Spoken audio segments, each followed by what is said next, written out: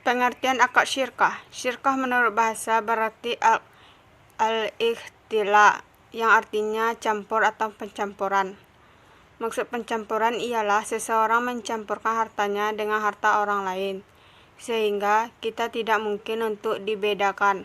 Sedangkan menurut definisi syirkah adalah transaksi antara dua orang atau lebih yang bersepakatan untuk melakukan suatu usaha finansial dengan tujuan mencari keuntungan.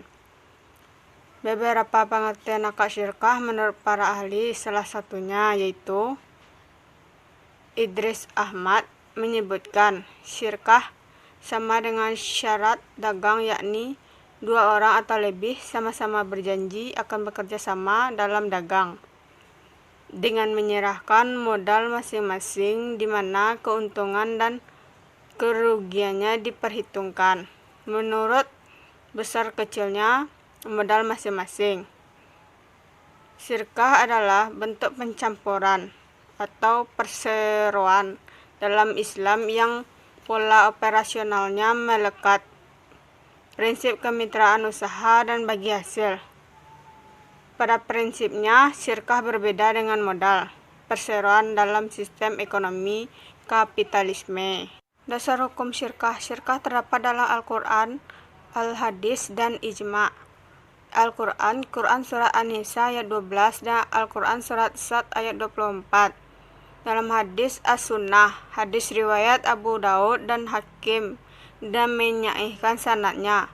Al-Ijma', umat Islam sepakat bahwa syirkah dibolehkan, hanya saja mereka berbeda pendapat tentang jenisnya. Assalamualaikum warahmatullahi wabarakatuh. Saya Ilmu Sukmadewi dengan NIM 37212. Di sini saya akan melanjutkan pembahasan materi dari redaksi saya. Macam-macam syirkah terbagi menjadi dua, yaitu perkongsian amwal dan perkongsian hukum. Perkongsian amwal terbagi dari perkongsian sukarela atau ikhtiar. Perkongsian ikhtiar ialah perkongsian yang muncul karena adanya kontrak dari dua orang yang bersekutu. Dan yang kedua, perkongsian paksaan atau ijbar. Perkongsian ijbar ialah perkongsian yang ditetapkan kepada dua orang atau lebih, yang ditetapkan kepada dua orang yang bukan didasarkan atas perbuatan keduanya.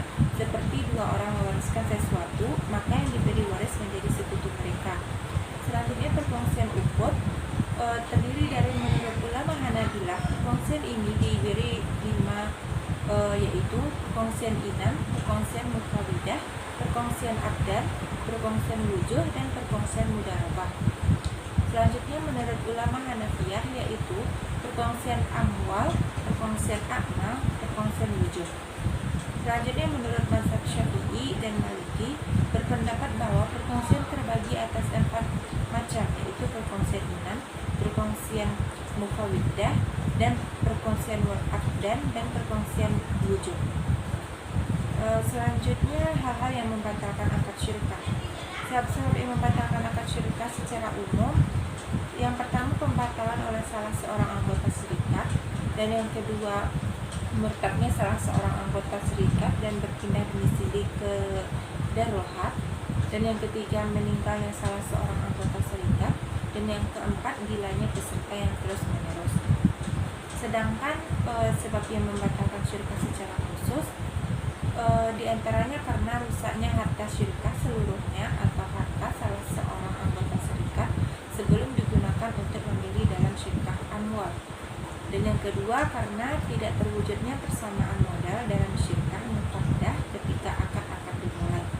Sekian pembahasan materi dari kelompok 6. Assalamualaikum warahmatullahi wabarakatuh.